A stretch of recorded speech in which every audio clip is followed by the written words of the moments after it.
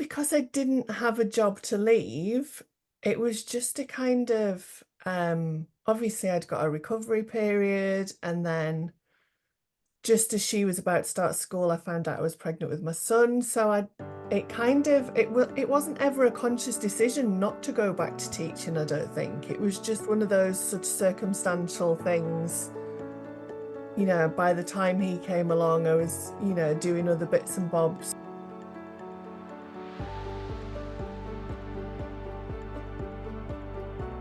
Hello, my name's Jenna. I'm an online primary tutor, and today I'm talking to Kate about how to quit teaching and become a writing coach. If you have gone on to something totally different after teaching, let me know down below. I'd love to hear from you. Thank you very much for joining me today, Kate. It's lovely to be here. Well, we got in touch. Well, actually, it wasn't us that got in touch originally. It was someone that you knew, someone that was in your circle, and they put your details forward to me. And you got in touch with me then. So that was really, really lovely. And then you told me some more about your journey. I was like, oh, you're perfect for my channel. Absolutely fabulous. So, if we look at your teaching career first, what Yeah. was your role in teaching and what was involved? I was a primary school teacher. Mhm. I went straight from school into college, as a lot of people do, and yeah, decided to throw myself in the deep end. So instead of going to a nice, easy school when I started, I threw myself into inner city Bradford, which was Oh, wow, um, it was tough. an interesting setting. Yeah. It was a Church of England school with a 99.9% Muslim intake. So it was Okay. it was quite an interesting school to teach in, because we'd got to try and do nativities and things with children who had no interest at all, bless them. Oh. And it was also at the time when they were transitioning from first and middle schools to primaries in Bradford. So I was teaching year 5, and they'd been the oldest in their school the year before, and they knew that they were going to be the oldest for the 2 years, that they'd got left. So it was an interesting time. It had its challenges, that's for sure. Oh, wow. And what does that role involve in year 5? So, what would your responsibilities be compared to, say, because I was early years. So, obviously, our jobs, our day in the classroom would look totally different to each other. So, what would be a typical day in the life for a year 5 teacher? Well, I don't know whether I'm typical, but I would get into school about 7:30 usually, set up whatever we were doing first lesson, do things like photocopying, which you don't do as much of these days. Um, and then, yeah, just, teach literacy hour, numeracy hour, whatever we were doing that day. I used to have to take them swimming, because that was a requirement in year 5, which was Okay. interesting. And of course, being in Bradford and having an entirely Muslim class, that meant that I'd got to spend the whole of one day taking them swimming, because the girls couldn't go at the same time as the boys. Oh, okay, of course. So we used to do things like that. I tried to get them doing things as practically as possible, because they were quite a physical class. Uh-huh. So we did a lot of sort of role play, and tried to encourage them to sort of try and imagine living it, because I think it's very different teaching things like Victorians when you're teaching them to children whose parents weren't living in England, you know Okay. at that time. So trying to, I used to bring in my grandparents for them to talk to, to all sorts of things. Um, um but yeah, it was primary school class teaching. And then I moved into year 2, and over the years I've taught everything right through to, FE college. Um, so yeah, I've hopped about all over the place. and did you have a preference for any particular year group? I loved year 2. I think Just a nice age, isn't it? Yeah, I think year 2 was the sweet spot for me. It wasn't sort of teaching them the real basics of how to hold a pencil. They'd got the grasp of that sort of thing, but they hadn't quite got the attitude of the older kids. They still felt little and sort of more friendly. Um, Oh, yeah, I oh. loved it too. And how long did you spend in teaching overall? I taught for, well, 5 years initially, then I had my daughter. And then I've returned on and off over the years. I mean, I went back and did 6 months when I was pregnant with my son because a friend asked me to help out in their school. So I taught secondary school maths for 6 months. Oh wow. Um, How was that allowed? Because like you were trained in primary, or was it okay? it was fine because it's a teaching qualification. Um, Hmm. and I'd done A-level maths, and they just made sure that I had sort of lower sets and shuffled the timetable around a bit. So, but Oh, it was interesting. I'd be terrified. I Um, hate year 5 and 6 maths, never mind secondary maths. I think being near Oh, six foot tall helped a little bit because you've at least got that physical sort of strength. confidence, even if you don't feel confident Yeah. inside. But yeah. I mean, there were times when it was really intimidating, but I actually quite enjoyed it in the end. It's a Takes a different challenge, while. isn't it? Yeah. So And so, did you think you would be in teaching forever when you were, working at this point? yeah, definitely. I mean, I moved area and did supply because I didn't want to jump into a school that I wasn't familiar with. Um, and by the time I'd finished that school year, I was pregnant with my daughter. So I never actually got a full-time job down here to have to take maternity leave as such. But I always assumed that I might have a couple of years off with her and then go back. But then when she was 2, I was diagnosed with a brain tumor, which Mm. kind of, sort of put the brakes on that a little bit. And I think that experience just made me stop and think about what was really important. And that combined with the fact that I still, even now, sort of 17 years on, have a lot of medical appointments. And I think there aren't many head teachers that would put up with the amount of appointments that I'd No. have to go for. So, and I struggle with chronic fatigue. So, just the everyday, minimums of teaching, I think I would probably find a little bit challenging these days. But yeah, So when you I always intended to. Very good. So when you found out, how long was there then between you finding out to you deciding I'm leaving? I suppose because I didn't have a job to leave, it was just a kind of, obviously I'd got a recovery period, and then just as she was about to start school, I found out I was pregnant with my son. So it wasn't ever a conscious decision not to go back to teaching, I don't think. It was just one of those sort of circumstantial things. By the time he came along, I was, doing other bits and bobs to earn a bit of money. And um, that was when I did my therapy training. Just that was initially more to keep myself healthy than it was with the intention of it being a career. Mm. And then I kind of stumbled into that. I've had a life of stumbling into different jobs, I think. Did someone introduce therapy to you, or did you just come to you like, I need to, because of what I'm going through, I need to do some sort of work to help me process it? I think it was a strange one.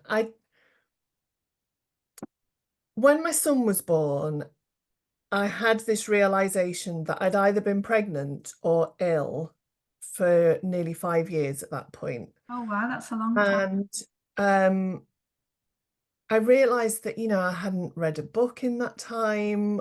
I'd kind of, I'd been in survival mode, I suppose. And I decided that while I was at home with him on what would have been maternity leave, um, that I would try and do an online course while he was napping, just to try and Okay. like get my brain going again and sort of Yeah. wake up that part of me. And I stumbled across a course it was an Institute of Counselling course called Spiritual Care. And I just thought, that sounds like, it could be interesting. It was, a little bit of psychology and, all sorts of things that was sort of interested in, sort of from a personal point of view. And while I was studying that, I found out about all sorts of different therapies, Reiki and crystal healing and, all sorts of sort of mainstream and more sort of out there therapies. And while I was doing that, my sister was about to get married. My mum was about to retire from teaching. And then my grandma tried to commit suicide. Oh my goodness. She got it into her head that she'd got Alzheimer's and she didn't want my parents to suffer the same way that she had looking after her mum who'd had Oh, Alzheimer's. And yeah, bless her. Luckily, she was fine. I think she'd put about 50 soluble aspirin into a half pint glass and downed it and gone back to bed. And luckily, not enough had dissolved for it to do any yeah. sort of lasting damage. Um, but it made me realize that all these really important women in my life were going through big transitions and struggling with something. Mm. So I suggested that we went for a Reiki treatment just, to see how everybody would feel about it. And as a bit of an experiment, because I've always been the sort of person who likes to, understand things better. And I figured, going and actually having a treatment might help me understand it. And it was mind blowing. Oh, wow. Um, I'd had two C-sections with the children, and at one point I was laid down and it felt like somebody was swirling their hands inside my stomach. Oh, And when I sort of opened my eyes and peeked, which is not the right thing to do in a treatment at all, but her hand was about 1.5 foot over my stomach, just doing really gentle circles. And at that point, I just thought, wow, I need to understand more about this. Um, And I ended up doing all my Reiki training. That was how I initially got into it. So I started out just doing the odd treatment at a local salon when I could get people to look after my son.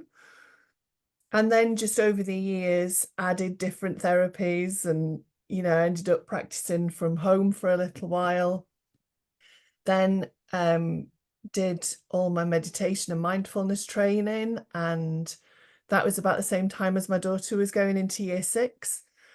And I used to spend a lot of time talking to her teachers because we were about the same age and, got lots in common. And they were saying, oh, it's really interesting what you're doing. Do you think you could come in and do a session with the kids to help them to relax before their SATs? So I did that, then realized that, the teaching world had changed a lot and that there were a lot of things that were acceptable, like meditation in schools that wouldn't have been when I qualified. Um, So I spent 6 years working with schools. I had a company called Karma Classrooms. So I created wellbeing resources for schools, worksheets and meditations and all sorts of things. Um, and did that and did lots of, training in schools and things for that time. And then we got right through the pandemic and things were going really well. And then the government cut the funding for wellbeing in schools. oh, And really? Oh, wow. yeah, and within a term, I had to fold the business. Um, so then I started looking at other things that I could do. And that So was when, before we go on to that one then, yeah, sorry to interrupt. that's How, okay. in terms of therapy work, it obviously helped you, but what did you see in terms of other people, how it helped them? Whatever it was that you obviously worked on them with. All sorts of things. I mean, for some people, it was, confidence, helping them sleep better, helping relieve anxiety, those sorts of mental and emotional level things.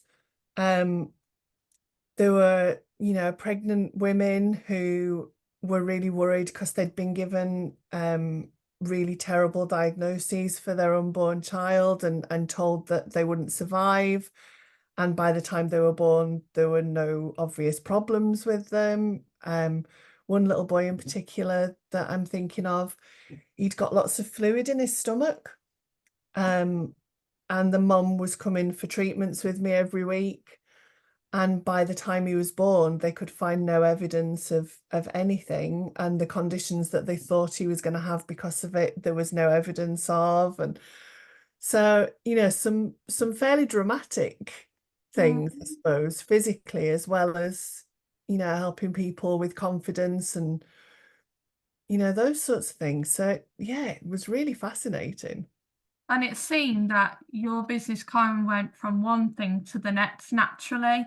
Yeah. Was there much, not that obviously there wasn't much thought behind everything you did, but was it just through conversations? Was it just through, coming across a stranger or seeing something like, was it more natural or was it more thought out in your opinion? It was really, really organic. So I did the Reiki training, as I say, for me and for my family. Obviously, I'd got two young children, I'd got a toddler who was constantly bumping into things. So I thought, if I can stop his, knee from hurting as much or his ear from aching or, tooth pain or whatever. And one of my friends went to a local salon and saw that they were looking for somebody to do Reiki treatments and told me about it. And then, as I say, with the work in schools, that all happened really naturally as well. And obviously, at that point, my children were quite young, so it was handy to be able to set my own working hours and, only book treatments for people when I knew that I'd got somebody to look after them and, around the school runs and that sort of thing. So, yeah, I have really bumbled from one job to the next, really. And Yeah. what would a wellbeing session in school look like for, say, we look at Key Stage 2, what would a session tend to, so actually if we look at the Year 6 children, because obviously SATs is a huge deal in schools, what did you do for them to help them? So if I was going into school, I would do an hour with them, just do, almost a lesson time. And just if I was delivering it, I would explain to them, how their brain works and how the fight, flight, freeze response might work for them and breathing techniques. I would always do a quick meditation so that they could experience that. Um, as far as what I was helping schools deliver, they had a mountain of resources, some of which was worksheets to help them to understand their emotions, some of which was meditations that got longer as the children got older. Things like, mindfulness activities like, listening really carefully to things or looking really carefully at, it might be something from nature like a flower or a pine cone or, that sort of thing. So I tried to make it as varied as possible, I suppose, because I'd got that classroom experience and I understood because I'd taught quite wide range of age groups. I'd got a reasonable understanding of what each age group could cope with and what they'd be receptive to. Um, and I think just, keeping it varied and making sure, for me, the important thing about well-being in schools is that you give the children enough different strategies for them to be able to choose the one that works for them. Mm, So one child might hate meditation because they can't sit still for long enough, to be able to do that and for it to work for them.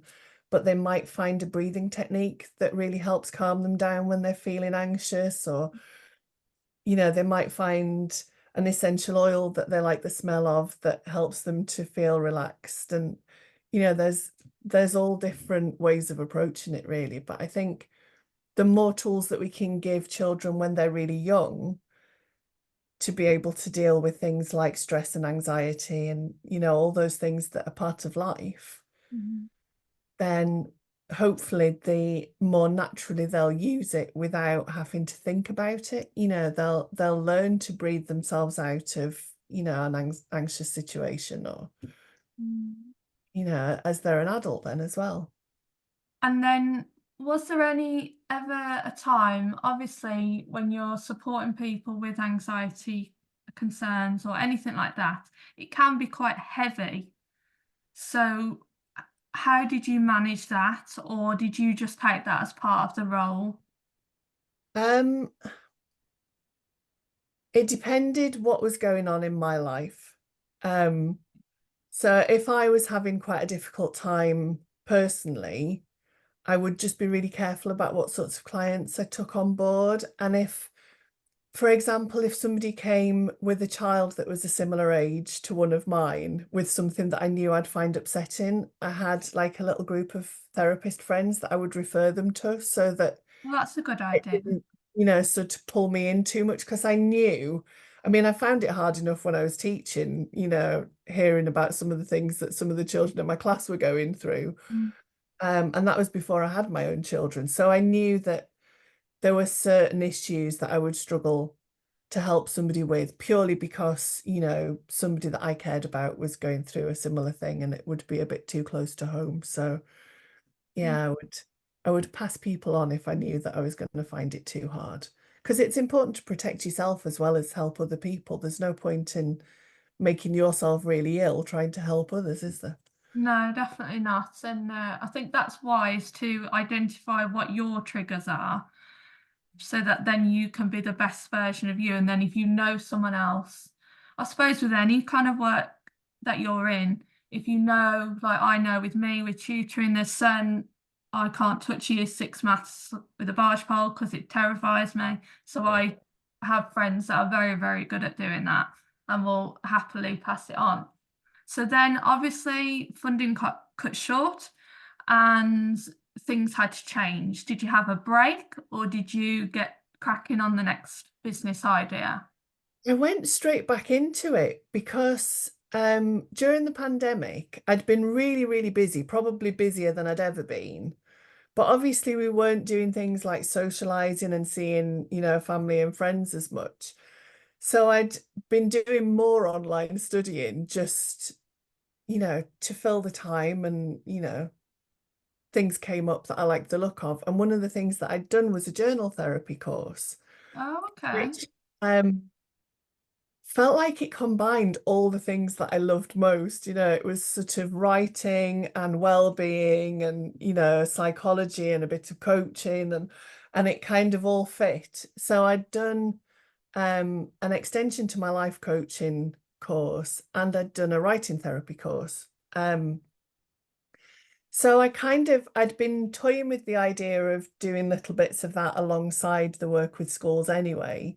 But obviously when the school work stopped and I could see, at the start of that school year that it was starting to wane and talking to teachers that I knew quite well, I knew what was going on.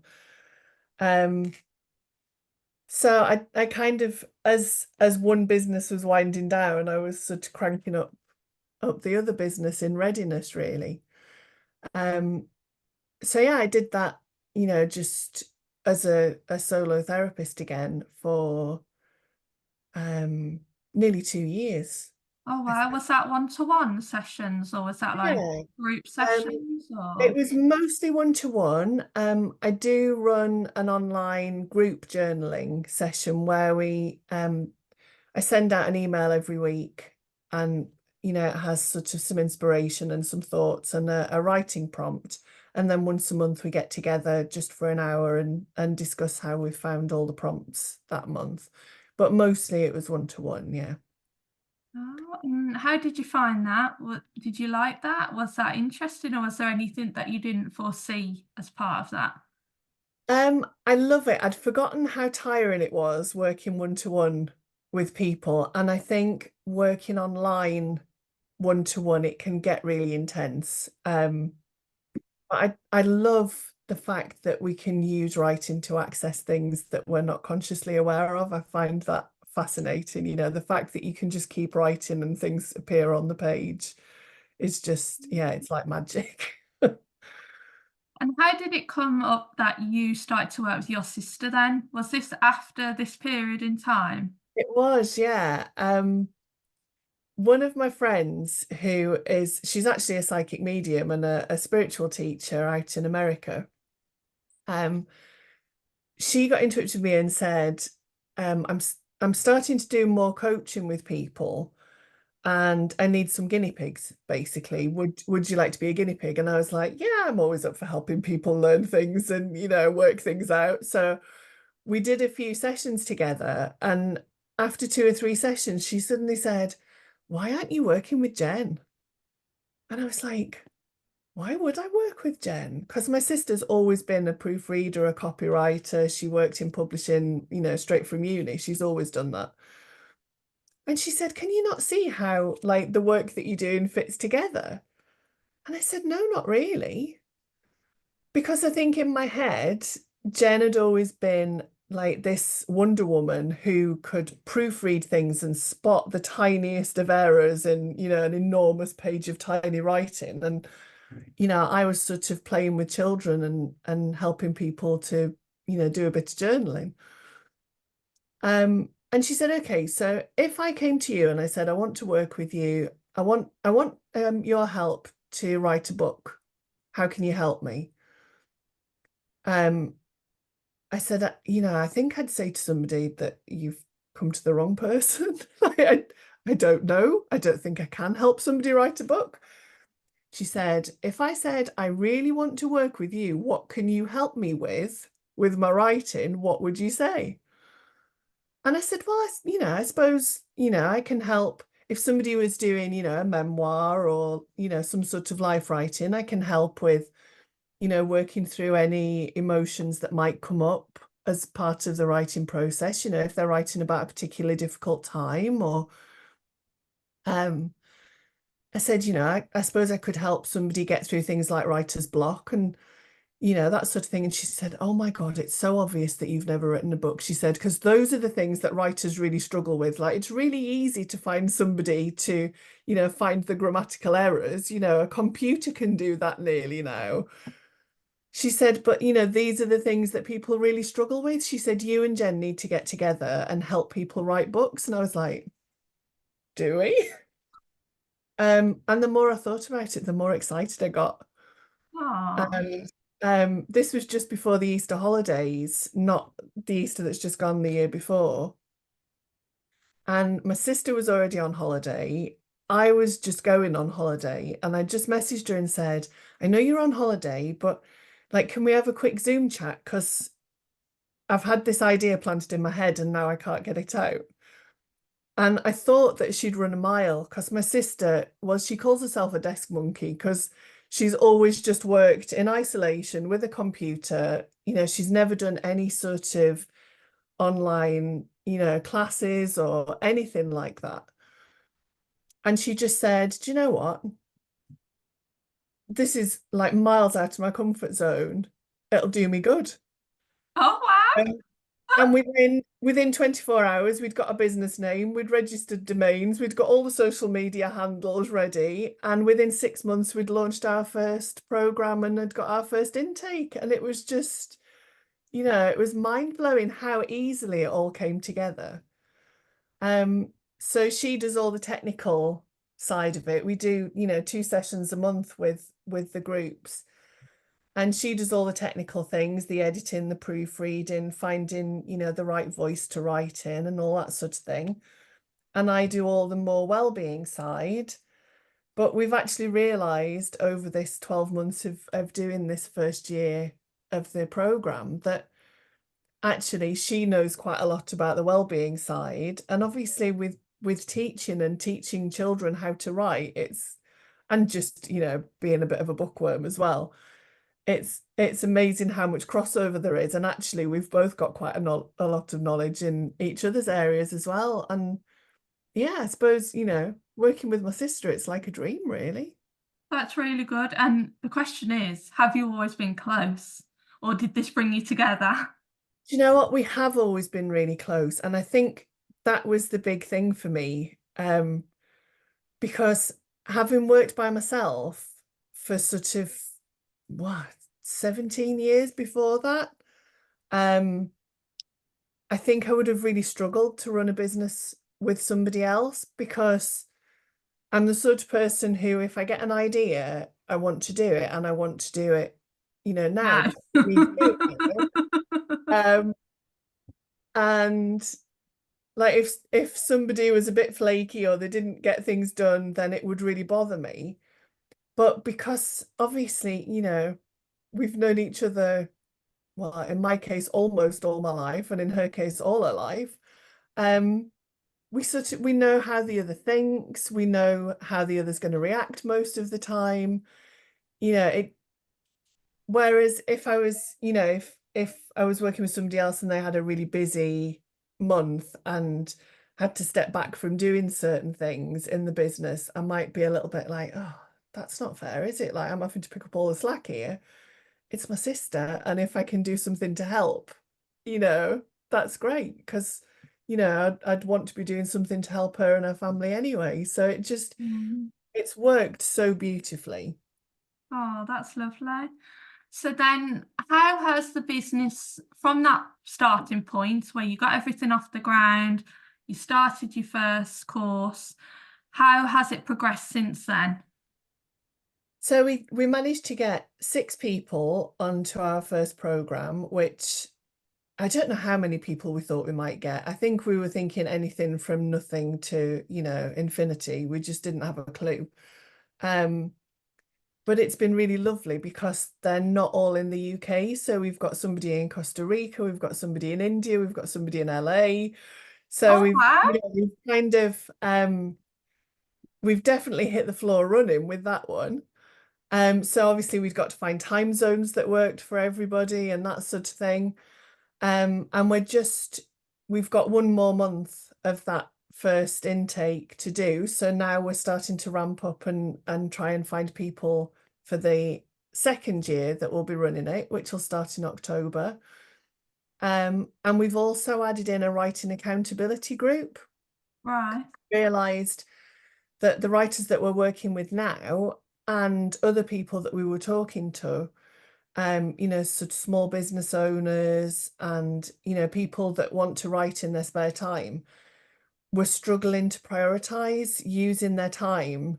If they'd not got something concrete in the diary, then time passed and they didn't get the work done.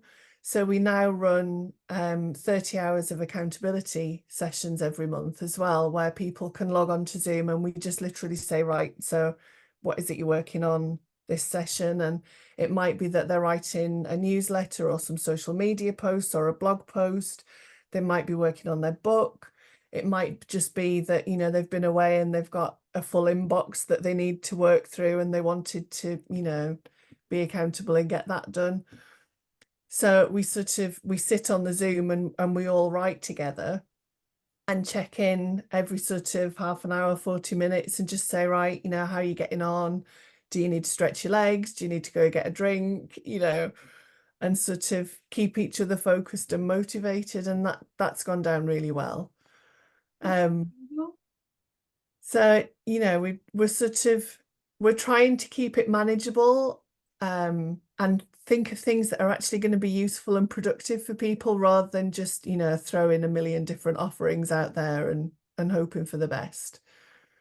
Um, but yeah, we're just really excited about finding the next intake and at the same time heartbroken because we get on really well with the people that we've worked with this year. So it's like being back in the classroom and saying bye to one class and worrying about what you're going to get in your next class now. Bless you. So, what is the outline of a program? So, if someone was to sign up to your writing program, what would it be set out like?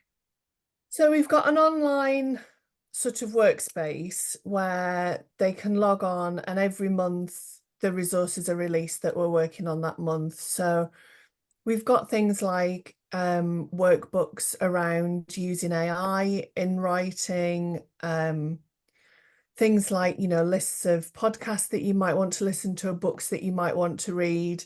And then every month we've got the 2 workbooks that we work through. One that's Jen's technical side and one that is more well-being based. Um, and then we do a live session each every month as well, where, we sort of go through things in a little bit more depth than there is in the workbook, and it gives people a chance to ask questions and discuss things and bounce off each other as well as, asking us for advice about things.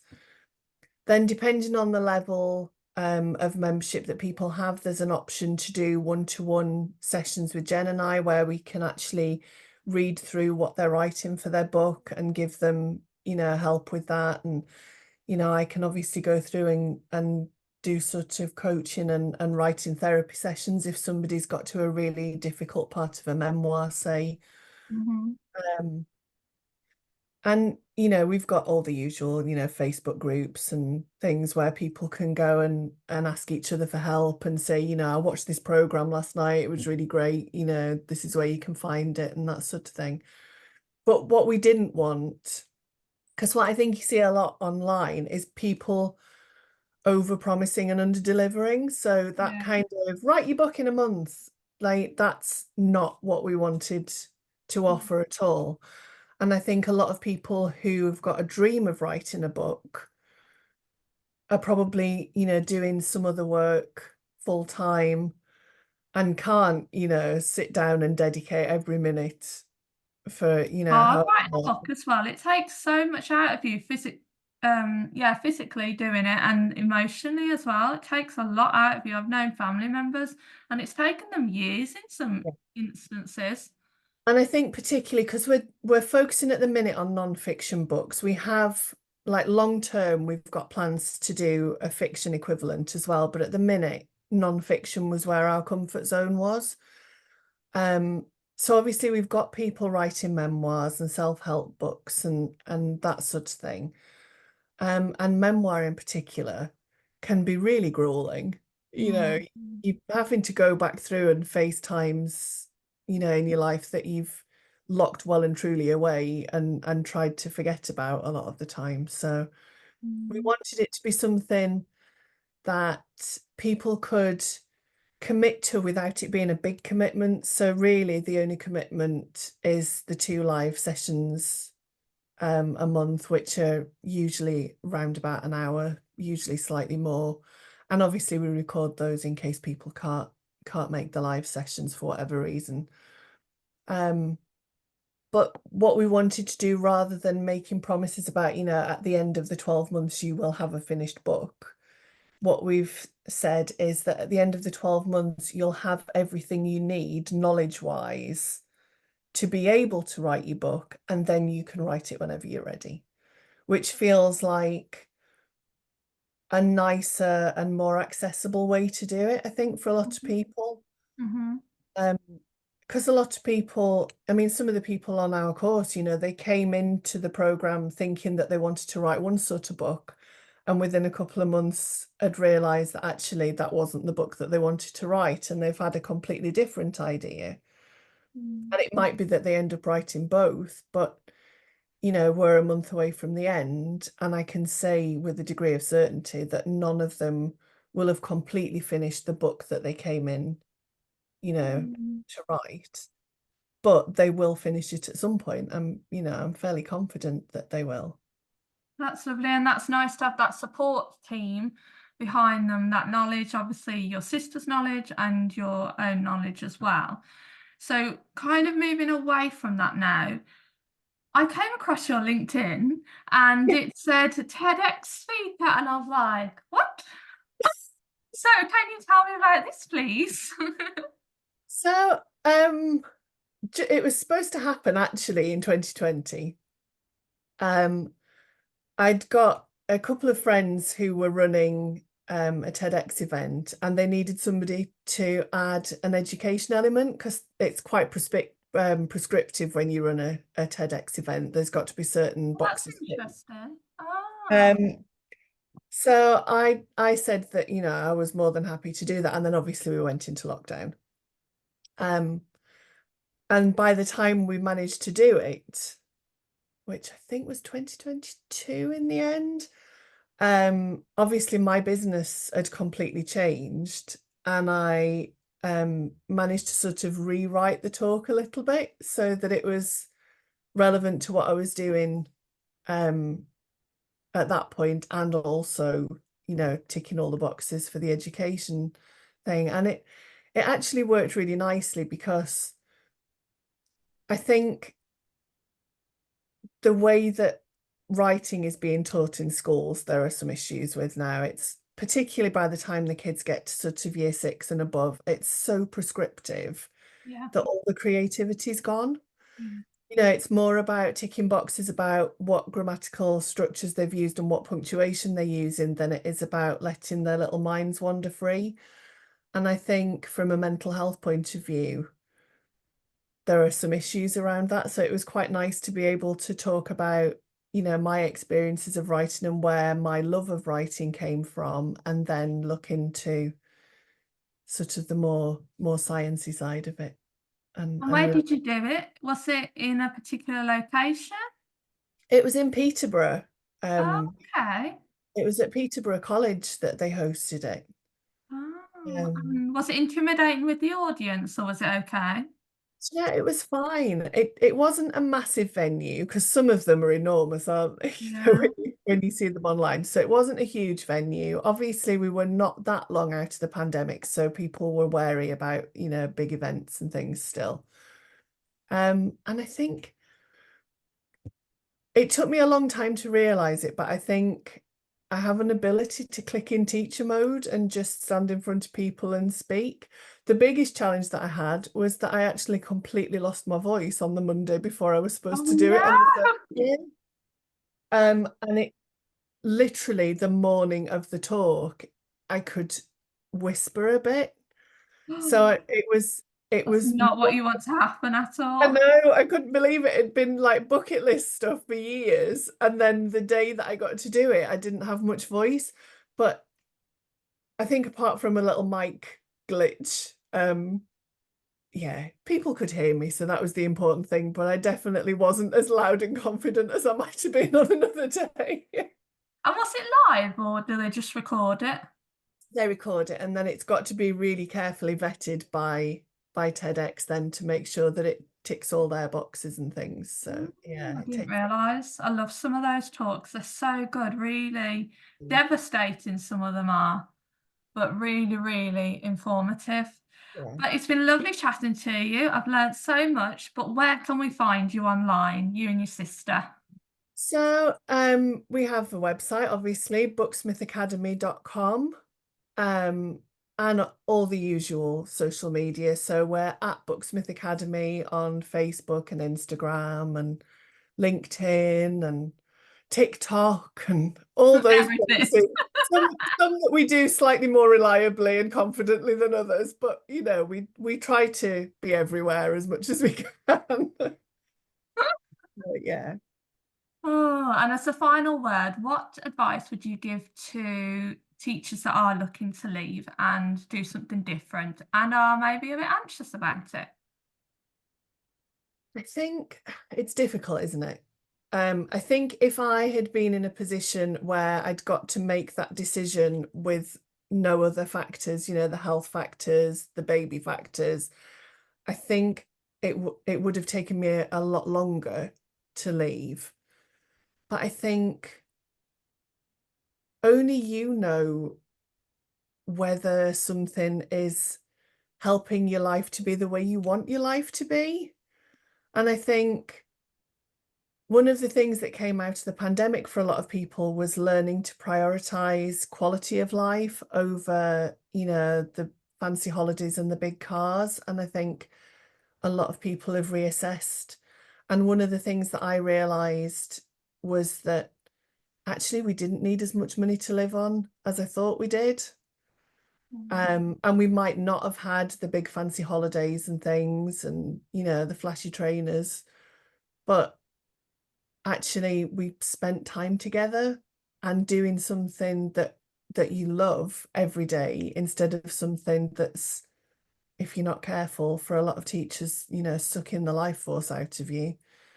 Um, I think it's a swap that, is worth making, even if it does mean that you've got to, tighten your belt a bit, which I know a lot of people are having to do at the minute anyway. And obviously things were different when I left. But it's about quality of life, isn't it? And if you can't make the big jump all at once, then maybe look at sidestepping or, you know, I mean, people talk about going part-time in teaching, but I'm not sure there ever is a part-time in teaching really by the time you've done the hard No, yeah, things. I've had a lot of chats about that with different people on my channel, And when you do it now, it's not really part-time because you still end up working on your days off. Yeah. And many people have said it in the end, it wasn't really worth it. So they But might as well, they were working and not being paid for it on their days off. So I think what a lot of people forget, and I think when you're in the school environment, you're quite cocooned. You're in a bit of an echo chamber. Everybody that you're talking to is in the same situation. And I think teachers forget how valuable the skills that they've got are out in the world. You know, the ability to think on your feet, the ability to deliver information to people, you know, confidently and in a way that's easy to follow, the ability to, you know, stand up and give a presentation or think about something in a more creative way. Like, you know, just that sort of that skill set that we take for granted in teaching is actually really valuable in lots of other industries. mm, Um, yeah. and that, you know, there are lots of other jobs that they welcome you with open arms if you've got teaching on your CV. So Yeah, it's very common online to say, what else can I do? And I don't know where that comes from. I don't know where once you become a teacher, you don't think you can do anything else. I don't know where that mindset comes from. I don't know whether it's just been years in the making. Because like back in the day, teachers didn't leave. Once you had found a school that you liked. Because I remember when I first started teaching, and some back in the day, they'd be like, "Oh yeah, I've been here 30 years," and that terrified me. I was like, 30 years in the same building, and you're living 6 weeks at a time. It's oh, but that was the way, you know, you were secure, you had a job for life. There wasn't fear of you losing your job or anything like that. and But it was a good standard of living as a teacher then as well. I mean, you know, you wouldn't have needed to think about getting a second job or, no, you know, which is very common now in the UK, incredibly common, yeah. definitely. So, But yeah, I don't know, I think society beats down teachers a little bit and we sort of learn to undervalue ourselves and the skills that we've got, and actually they're incredibly valuable skills. yeah. Well, thank you again. Absolute pleasure to chat to you. It's been lovely to meet you, and hopefully we'll be friends for a long time, I would which think would be so. very It's, nice. yeah, it's been lovely to meet you too. And oh, thank you very much. Well, if you liked today's video, please make sure to give it a thumbs up and subscribe to see who else I'm chatting to. And of course, check out all the information down below to check Kate out. Thanks for watching.